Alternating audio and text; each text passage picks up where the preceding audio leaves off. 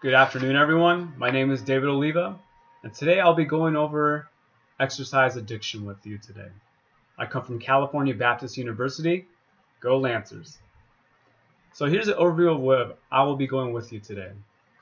I want you to have a clear, basic understanding of what exactly is addiction.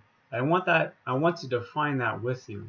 Once you have an understanding of what exactly addiction is, I want you to have an understanding of substance addiction and how that differs from behavioral addiction. Because later in the briefing, I'll be going over exercise addiction, which is a form of behavioral addiction. And once I do that, I'll give you examples of what to look for of potential athletes who are victims of exercise addiction. And I want to give you tools to provide them help when it comes to exercise addiction. So the key takeaway of what I want you to get out of this briefing is to identify and understand how exercise addiction can affect professional athletes to casual exercisers. Because as part of sports psychology, you must be able to identify these type of things happening to all athletes, professional and non-professional. So what exactly is addiction? Well, Medical News Today in 2006 defined habit and addiction. It defines habit as it is done by choice. The person with habit can choose to stop and will subsequently stop successfully if they want to.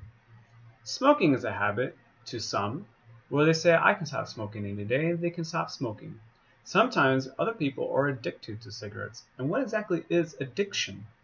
According to Medical News Today 2006 again, there is a psychological physical component. The person is unable to control the aspects of the addiction without help because of the mental or physical conditions involved. Overall, the biggest takeaway between both of these is that addiction, the victim simply cannot stop said behavior due to mental or physical needs of having that substance in their life. As for habit, their brain, their mental cognitive abilities can actually say, no, I don't need to do this today, or forever for that matter, and they can stop at will. Habit is at will. Addiction, there's no will involved. So what exactly is behavioral addiction? Now, behavioral addiction is a form of repeated behavior, short-term reward, adverse consequences, and it does not require a substance. Now, the pictures I provided in this slide will show you that it can be a number of things. The top picture will show a casual video gamer, or I like to say a behavioral addictive video gamer, as in his daily routine, whenever he takes breaks from life or from work, he must play video games. Or for gamblers. Gamblers also have a behavioral addiction because they must gamble. It feels if there's a need to, and if they don't gamble, they have various forms of consequence. Now, I want to go over more about behavioral addiction with you. Several behaviors, besides psychoactive substance ingestion, produce short-term reward that may engender persistent behavior despite knowledge of adverse consequences. An example, diminished control over the behavior. Grant, Potenza, Weinstein, and Gorlick 2011 say this. Overall, what they're trying to say is they have an addiction and their ability to control said addiction becomes diminished the more they continue or repeat the behavior. Behavioral addiction is characterized by a recurrent pattern of behavior that has this essential feature within a specific domain, and the repetitive engagement in these behaviors ultimately interferes with functioning other domains. So says Grant, Potenza, Weinstein, Gorlick 2011 as well. Now, when I say other domains, that goes into personal relationships, so it affects those things to that person. Overall, the more they repeat this behavior, they're unable to control it. So therefore, it becomes behavioral addiction. Now, what's the difference between this and substance addiction? Now, substance addiction has many similarities as behavioral addiction because it is an addiction after all, but there is a certain chemical or biological organic substance, if you will, that is involved. It's short-term reward, but it also has adverse consequences like behavioral addiction. But the thing is that the addiction is substance-based. It can be synthetic, anabolic, natural, organic. As the pictures are provided to the right, you'll see a gentleman that is using anabolic steroids. as a form of substance addiction. Also, there is somebody who is addicted to alcohol and prescription medications. So earlier in the earlier slide, how I said addiction, it can be mental or physical. Now this kind of goes into the physical aspects of addiction. You'll have physical ailments. Now I want to go into more of substance addiction. Drug addiction is a brain disease that produces profound modifications in human behavior to include personal health, employment, family interactions, and society in general. So says Diana in 2011. Now, this also affects various domains of that person's life, just like behavioral addiction. Now, to understand how this exactly works from a neurobiology standpoint, dopamine transmission is deeply affected by drugs of abuse, and alterations in dopamine function are involved in various phases of drug addiction. And human imaging studies have shown a reduction of dopamine receptors accompanied by lesser release of endogenous dopamine in the ventral striatum of cocaine, heroin, alcohol-dependent subjects, thereby offering visual proof of the dopamine-impoverished addicted human brain. Now this is where it goes into the physical ailments of that human or that victim of substance addiction. Now behavioral addiction, there's some research that suggests that there are some physical ailments to behavioral addiction similar to substance addiction, but that's not been clearly concretely found upon scientific evidence today, but it's highly suspected. Also, substance addiction affects various domains, neurotransmitter effects, physical dependency, and sickness can ensue once substance is stopped. You'll notice that a lot of heroin addicts have the heroin sickness once they stop cold turkey from using said substance. Now, like I said earlier, behavioral and substance addiction has many similarities. As you can see right here in Medical News Today in 2009, here are the various types of symptoms of victims of addiction. Now, all these are interchangeable with behavioral and substance addiction. So, overall, addiction doesn't have to be substance-based. It doesn't have to be behavioral-based. It can be both. So, what I want to point out is that it can affect many domains of that person's life. As you can see right here, you may think, well, why would someone choose to be addicted to such things? Now, here's the addiction cycle. According to Medical News Today, they made this graphic to show that sometimes this is how people get triggered, if you will, to form an addiction, whether that be substance-based or behavioral-based. Most of the time, it's going to be emotional triggers. Say there's a traumatic event in that person's life. Their mother died. They could have a craving, if you will, to take their mind off of said bad memory. And they can perform a ritual, whether it be alcohol, video games, or even exercise, something to take their mind off of it. And they keep using this type of escape, if you will. And they feel guilty for using it. And it's just a never-ending cycle of addiction. And it can be caused by many things, but this is to show a basic premise of how something like this can get started. Now, I want to go over exercise with you. Now, this briefing is going to be about exercise addiction. Now, most of you may think, well, exercise isn't necessarily bad. And to be quite honest, I would agree with you. Exercise is not bad. It has many, many benefits over the risks involved with exercise. Is exercise bad? It has long-term health benefits. It gives the person more energy and improves health in the long term. Also reduces the diabetes and reduces the chance of obesity in individuals. There are some risks involved. According to the Fundamentals of Anatomy and Physiology by Martini and Obert in 2006, there is some increased injury, sickness, but overall the benefits outweigh the costs. And it's also said in this book that runners who run for a lifetime, you may think there would be a permanent tendon and ligament damage to the legs, the thighs, and the ankles of that individual. But no, there's been no positive correlation evidence to suggest such things of any type of permanent damage for runners. So overall, exercise is good. But I want to point out the purpose of this briefing is exercise addiction. Now, addiction is going to be some sort of behavior that cannot be controlled. The victim must continue this behavior. And if they don't, they have a series of guilt. And then, like I said under that pentagram icon that shows of the never-ending cycle of addiction, exercise can be one of them.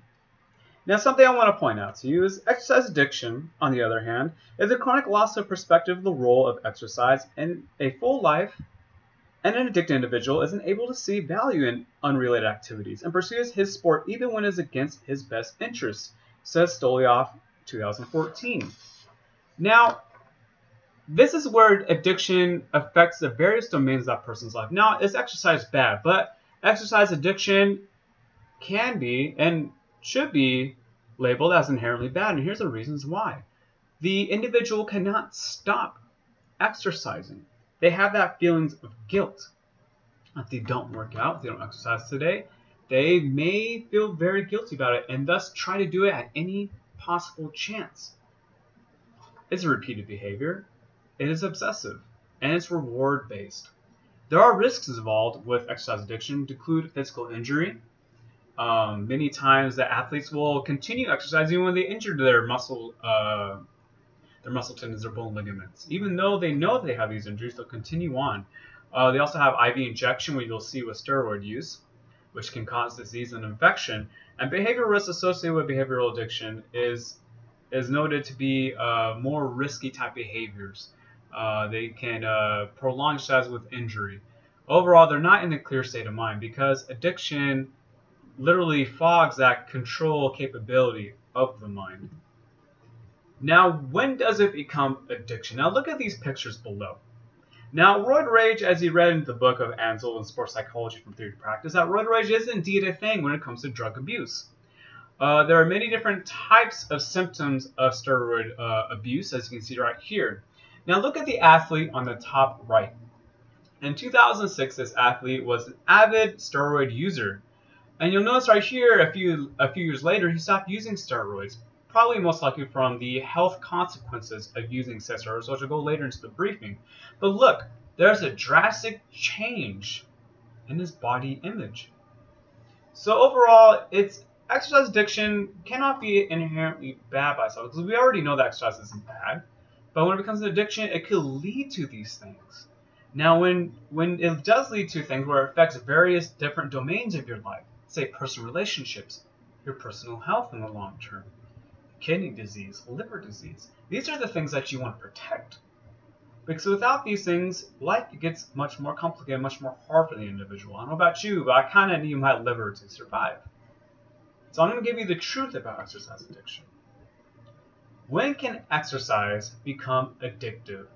Now, I want you to look at this and think of it like this. The reasons for this type of addiction could be wanting more results from a workout. A lot of times, a lot of people will go to the gym, take their protein supplements, but they're not seeing the results they want to get. They see the magazines, possibly even the Photoshop images that we see throughout media today. And they said, if that's how my body is supposed to look, and I go to the gym every single day to try to get that image, and I'm not getting it, I must keep exercising, and I must turn to alternative means to get that image that I want. So body image also becomes a huge issue in this. Also a sense of purpose. A lot of MMA fighters, one that I interviewed during my final paper that I submitted earlier, he uses substances, if you will. He undergoes behavioral addiction and substance addiction. For my interview, he actually admitted this. And he said the reason why is so he can get a competitive edge against his opponents, because half of the opponents do use illegal substances to get that edge. So he says, if I don't do it, I'm going to lose. So there's going to be a sense of purpose. If I want to keep fighting, I must use substances.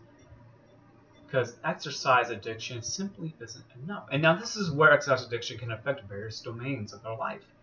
Thus it becomes a mental trigger, an emotional trigger, if you will.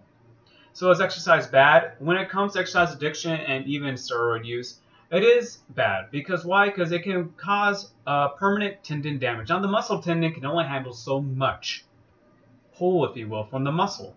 Now when you take steroids, the muscle can have a lot of pull on it. Now we know from Anatomy and Physiology Fundamentals from Martin Ober 2006 is that the purpose of the muscular system is more like a pulley system, if you will.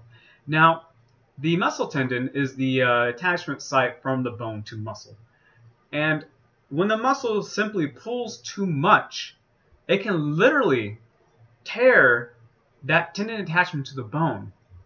And many a times when you take all of these steroids, that there's no control over that. It's gonna happen. There's just too much muscle for the muscle tendon to handle. So let's say it provides a working out with injury. Sometimes if you take all these supplements, you simply cannot stop it. And your muscles literally get that big. And it brings your body to the point of exhaustion. Now, a lot of times when people undergo exercise addiction, they also use various supplements as well, illegal ones, to actually keep on going in the gym. Now, there's also over-the-counter legal substances as well. And now, substance abuse doesn't exactly have to be illegal. It can be legal as well. Cigarettes, alcohol, and even exercise supplements. And once you become addicted to that, say behaviorally, so thinking, I need these supplements to keep on working out. And thus, your body actually makes a physical dependency like we talked about earlier with the dopamine and also the physical ailments of substance addiction. Your body thus becomes dependent on those. And it can affect relationships. As we saw earlier from the roid rage picture, that can also have a huge effect on personal relationships with family, significant others, if you will, because a lot of times they just have huge temper tantrums. Now, exercise, it can be an addiction gateway. And the reason why I saw this is that addicts turn to supplements, like I said earlier. I mean, supplements, they're not inherently bad. But when you become addicted to them and take them constantly, it can be.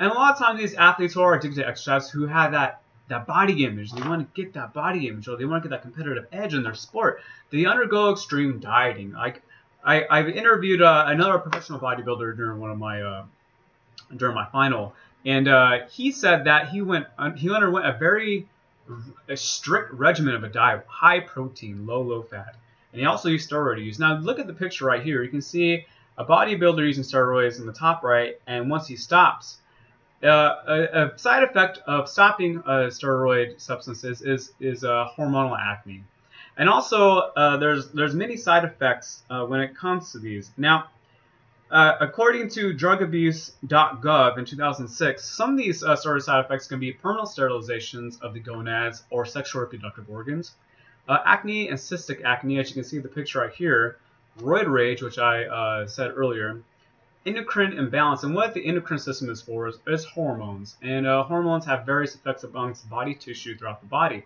Now, when you introduce artificial hormones within the body, it can create a hormonal toxicity, if you will. And it can cause permanent tissue damage, as you can see right here with the liver and liver disease. Now, you may think that, okay, why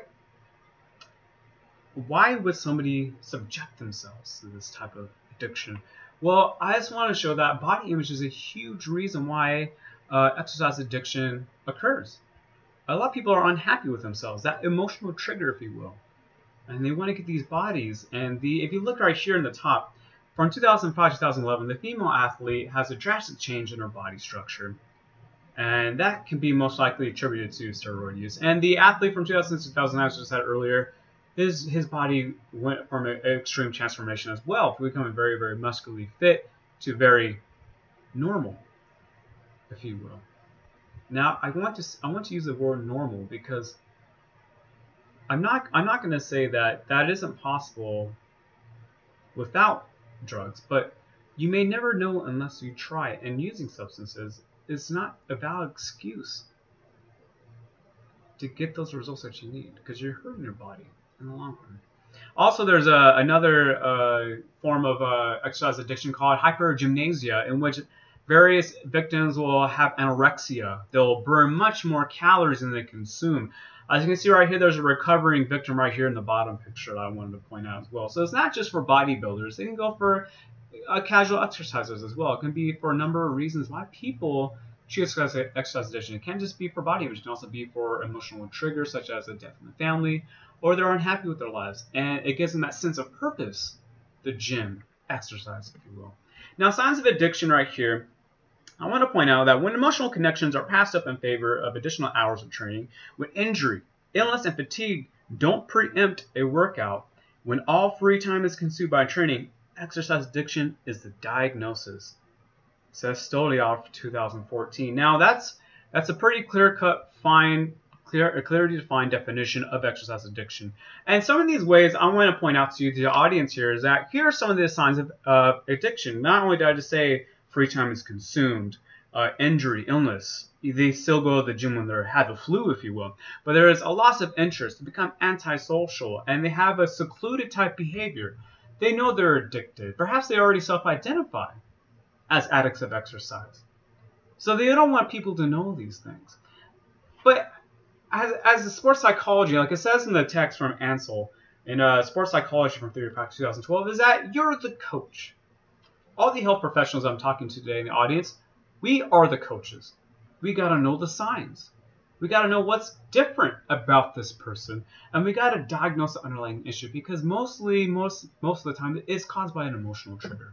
Now, we want to provide help to these people. We got to know when to step in. Like it says in Sports Psychology 2012, why are they having this form of addiction? Now, when it comes to sports and exercise addiction, is it the fear of failure? Why not gain the competitive edge against this opponent and lose? Anxiety. I don't feel as if I'm good enough. Therefore, I need to take these supplements. I need to go to the gym every day. I need to break up with my girlfriend or boyfriend to go to the gym to get the competitive edge. I need to stop talking to my parents. I need to become secluded. I need to dedicate my life to this, which is admirable. But at the same time, though, we want to help give the whole person concept to our athletes. We want them to know that it's not just, sports isn't just about winning. It's about developing who you are, your whole person. Now, I want you to use alternatives. And now, when you think you have an athlete or a casual exerciser who is addicted to exercise, try using spirituality. For me, personally, I'm a Christian. Therefore, I turn to Christianity to help me out when I think I'm addicted to some sort of substance.